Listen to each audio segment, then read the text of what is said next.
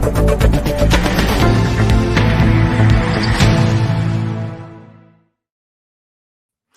वालेकुम ख़ातिन हज़रात, मैं उसरार अहमद कसाना।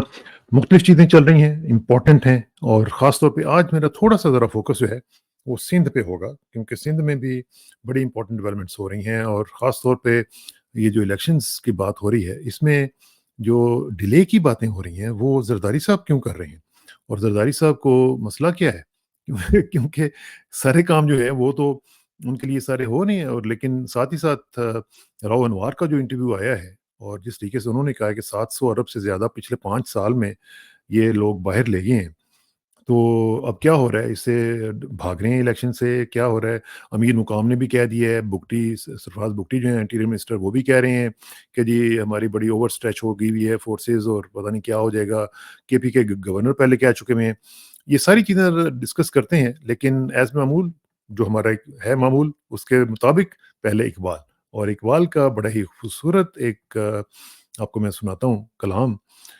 इकबाल पूछते हैं जी कि गुफ्त मर्ग अक्ल, कि मैं उसने पूछा कि अक्ल की मौत क्या है? तो गुफ्तम, मैंने कहा, तर्क फ़िक्र, कि सोच को, फ़िक्र को तर्क कर देना, ये अक्ल की मौत है।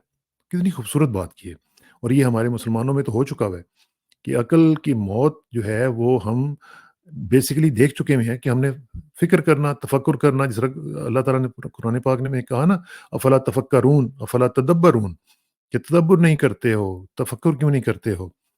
दूसरा ये कहते हैं कि गुफ्त मर्ग कल्ब, दिल कैसे मरता है? गुफ्तम, तो मैंने कहा कि तर्क ज़िक्र। उसने पूछा कि दिल की मौत क्या है? मैंने कहा ज़िक्र को तर्क कर दो तो दिल फ़ारिग हो गया, दिल ख़त्म हो गया। और ज़िक्र जो है ये कितना इम्पोर्टेंट है, ये आपको पता ही है कि अल्लाह ताला ने कहा कि मुझे मेरा ज़िक्र जो है वो करते रहो।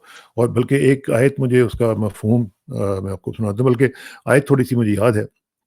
वमन याशु अन ज़िक्रि रहमान नुक़य्यिज़ लहू शैतानन, कि अल्लाह ताला ने फरमाया कि वमन याशु अन ज़िक्रि रहमान, जिसने रहमान के ज़िक्र से एराज़ बरता, उसे दूरी इख्तियार की, नुक़य्यिज़ लहू शैतानन, कि हम उसके ऊपर फिर एक शैतान को मुसल्लत कर देते हैं, फ़हुवा लहू करीन, फिर वो उसके करीब रहता है। आप ज़रा अंदाज़ा लगाएँ, कितनी बड़ी बात है कि दिल मर जाता है अगर आप ज़िक्र करना छोड़ देते हैं। और वो सिर्फ़ धड़क तो रहे होते हैं, बाकी लोगों के भी धड़क रहे होते हैं, लेकिन वो दिल मुर्दा होते हैं, दिल ज़िंदा नहीं होते। तो इसलिए अपनी आदत बनाएँ कि अपनी ज़िंदगी में कुछ थोड़ा बहुत जितना भी हो सके अल्लाह का ज़िक्र जो है वो ज़रूर करते रहें, किसी न किसी हालत में। नमाज़ भी वैसे ज़िक्र है उसका, लेकिन जो उसका ज़िक्र है जिसको अल्लाह ने कहा कि वला ज़िक्रुल्लाहि अकबर, ये 21वें सुपारे की जो पहली आयत है ना, कि उसमें अल्लाह ताला ने कहा कि नमाज़ भी पढ़ो, सब कुछ करो, लेकिन जो अल्लाह का ज़िक्र है वो तो सबसे बड़ी बात है। तो ये ज़रूर करें, और ये इकबाल का जो फ़लसफ़ा है इसके ऊपर भी अमल पैरा हों। अच्छा जी, अब ज़रा आ जाते हैं ज़रदारी साहब की तरफ। ज़रदारी साहब ने कहा जी कि अगर कुछ दिन के लिए डिले हो जाते हैं इलेक्शंस, तो खैर ही है, कुछ नहीं होता, और कोई इतनी बड़ी बात नहीं है। इलेक्शन कमीशन के हाथ में है सब कुछ, अगर हो जाता है तो कोई बात नहीं। अब ये अचानक जब हम देख रहे हैं कि भई डेट आ चुकी हुई है फ़रवरी की 8 की, और उसके ऊपर सुप्रीम कोर्ट ने कह दिया हुआ है कि जी आपने सिवाय अपनी बीवी के और किसी से बात भी नहीं करनी। तो ये ओपनली इंटरव्यूज़ में कह रहे हैं कि जी डिले हो जाए तो कोई बात नहीं है। आपका तो कोई मसला नहीं है। चलें, अगर तो केपीके वाले जिस तरह कह रहे हैं, उनका तो चलें होगा, वहाँ पे बर्फ़ पड़ रही होगी कहीं न कहीं, या कोई और कोई मसला होगा। सिंध में क्या मसला है? तो ज़रदारी साहब बेसिकली जो हैं वो किसी गेम के ऊपर हैं, और गेम ये है कि उनके हाथ में अब सूरत-हाल ये निकल रही है कि जो एस्टेब्लिशमेंट है, वो उनको उस तरह का घास नहीं डाल रही जिस तरह के वो चाहते थे। क्योंकि वहाँ पे वो देख रहे हैं कराची में मुख्तलिफ जो हैं वो डीलिंग्स चल रही हैं।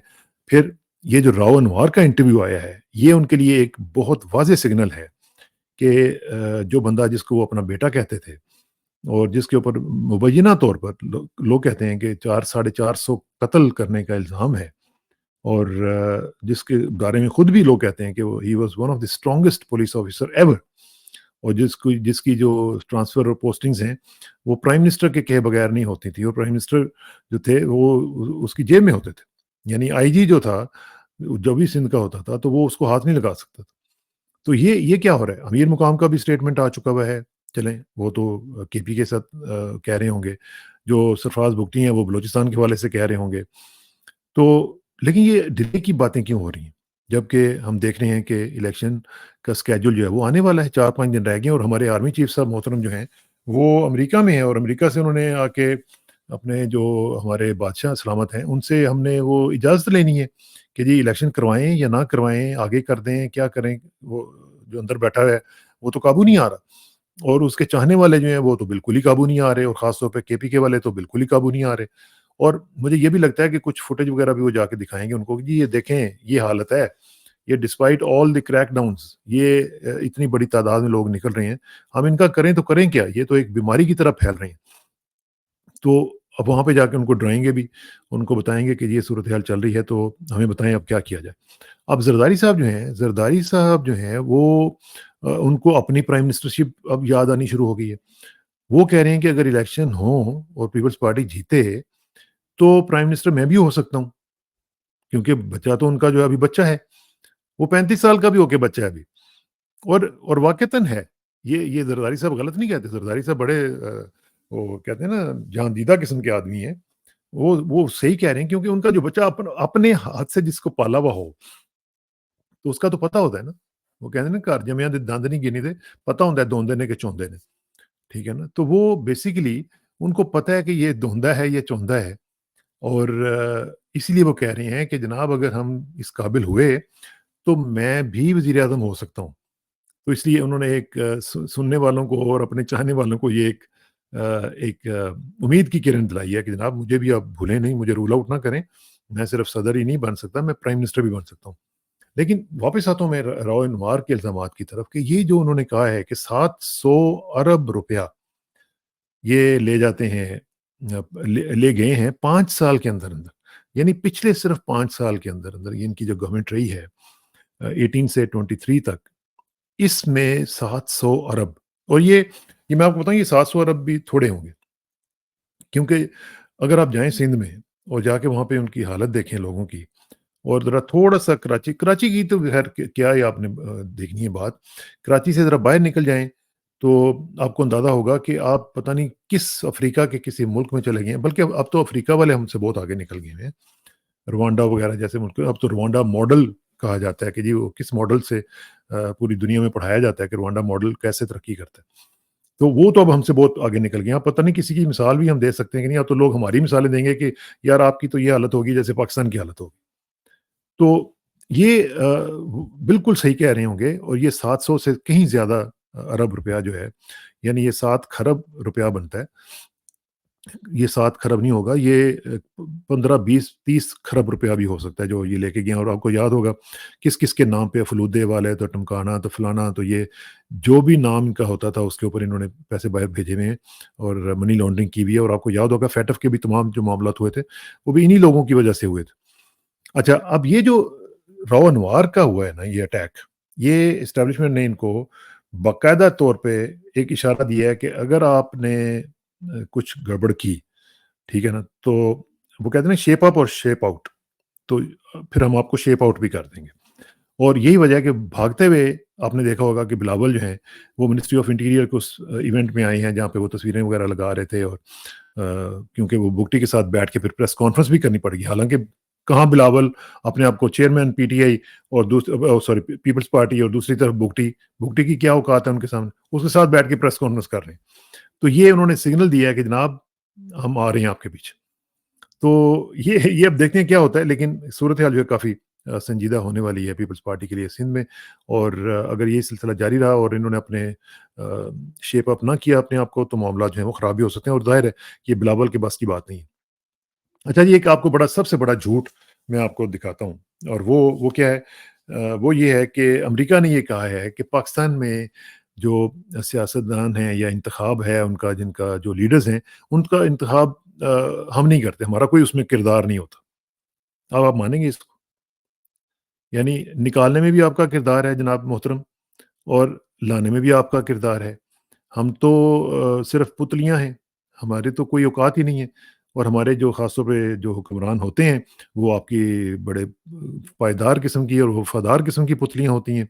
मैंने तो अपनी आँखों से देखा हुआ है, किस तरीके से जब आपका कोई भी छोटा-सा अफ़सर भी आता है, तो हमारे सारी जमातों के लोग जो हैं जाके वो जहाँ पे कोई किसी घर में वो उनको बुलाते हैं, وہاں پہ ڈرنکس وغیرہ بھی چل رہے ہوتے ہیں، وہ کیسی-کیسی خوشامدیں ان کی کر رہے ہوتے ہیں اور ایک-دوسرے کی شکایتیں لگا رہے ہوتے ہیں، ٹھیک ہے نا؟ میں نے آپ کو کئی دفعہ بتایا ہے۔ تو یہ جو صورتحال ہوتی ہے، اس میں تو ہمارے ہمارے تو کوئی کردار ہی نہیں ہوتا، کردار تو ہوتا ہی آپ کا ہے۔ تو اس طرح کے جھوٹ نہ بولیں، اور یہ ہمیں اندازہ ہے کہ کس طریقے سے آپ جھوٹ بولتے ہیں اور کیا-کیا کر رہے ہیں، اور یہ تمام پاکستانی جو ہیں، ان کو بھی اندازہ ہے کہ کس طریقے سے آپ کرتے ہیں۔ اچھا جی، ایک چیز جو ہے وہ میں آپ کو ذرا تھوڑی-سی سناؤں، بلکہ سناؤں نہیں کیا، وہ میں آپ کو اچھا وہ بلکہ مجھے یاد ہے کہ میں نے پچھلے جو پروگرام تھا، اس میں نے بات کی تھی کہ نواز شریف جو ہیں، ان کو انہوں نے ابھی سے سپریم کورٹ میں ان کو ایک مائنڈ دے دیا ہے کہ وہ کیا کر سکتے ہیں اور کیا نہیں کر سکتے ہیں۔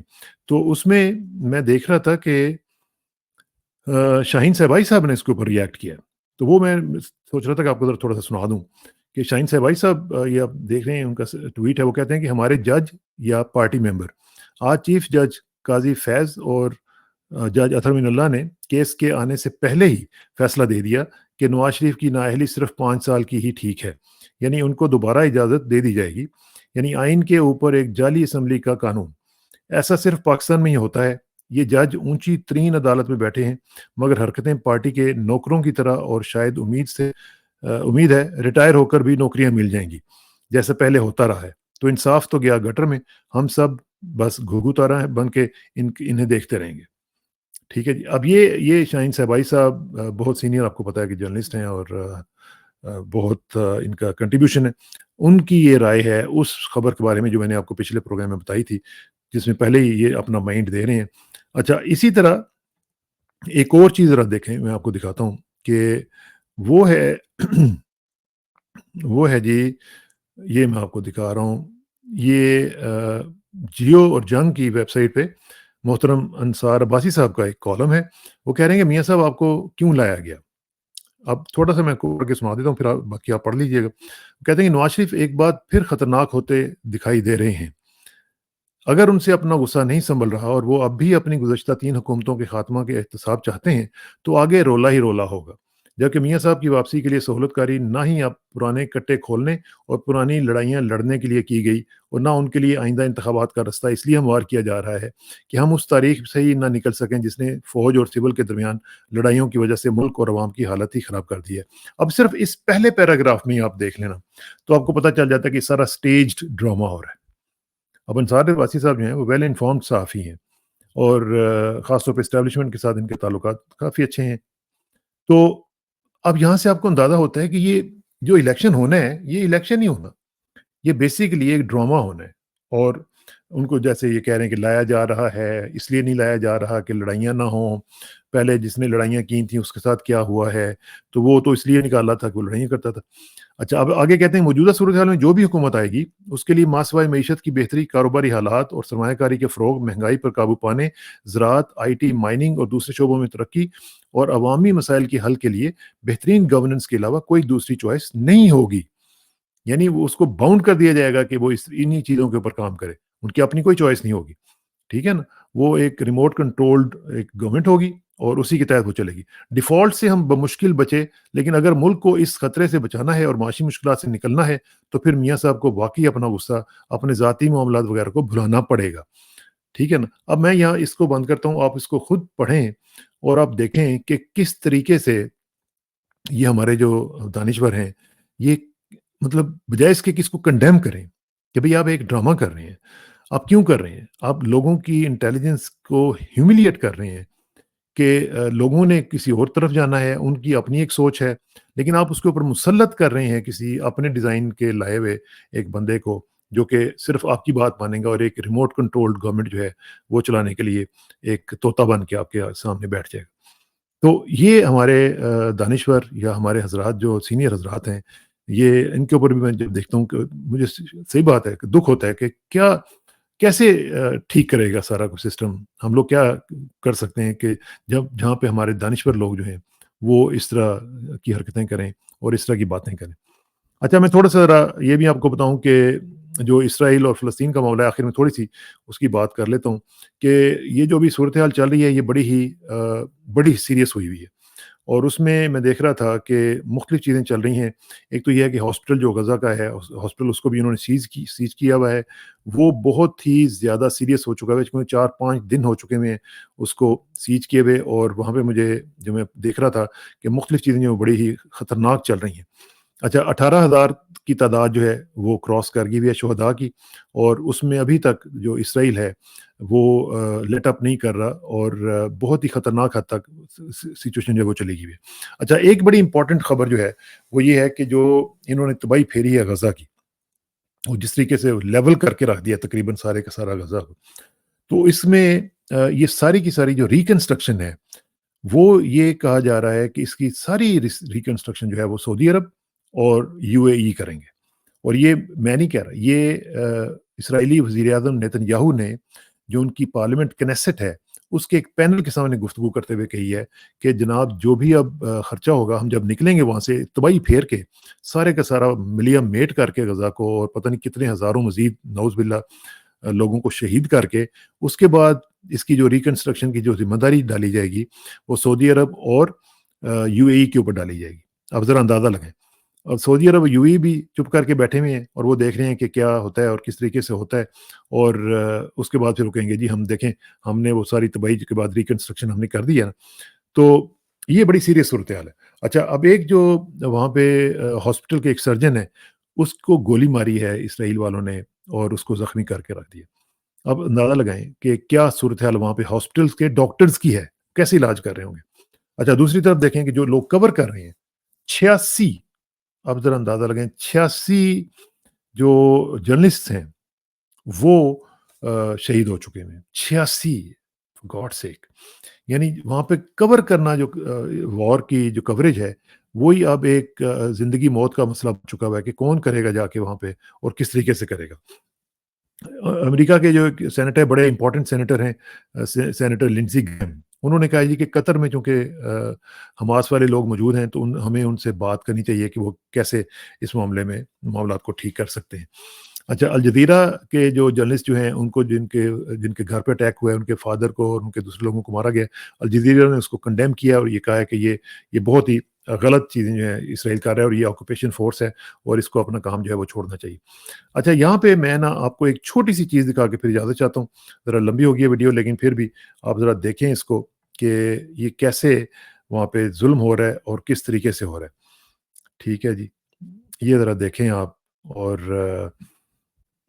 یہ دیکھیں، ٹھیک ہے جی، یہ ایک اسرائیلی سولجر ہیں، یہ دیکھیں کیا کر رہے ہیں۔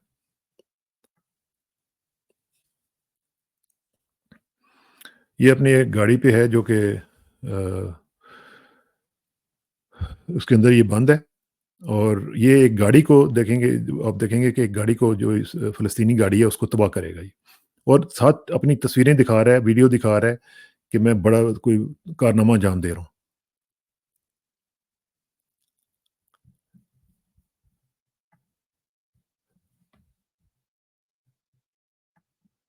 یہ ذرا دیکھیں آپ، دیکھیں اس کی تباہی پھیر کے رکھ دی ہے اس نے گاڑی کی۔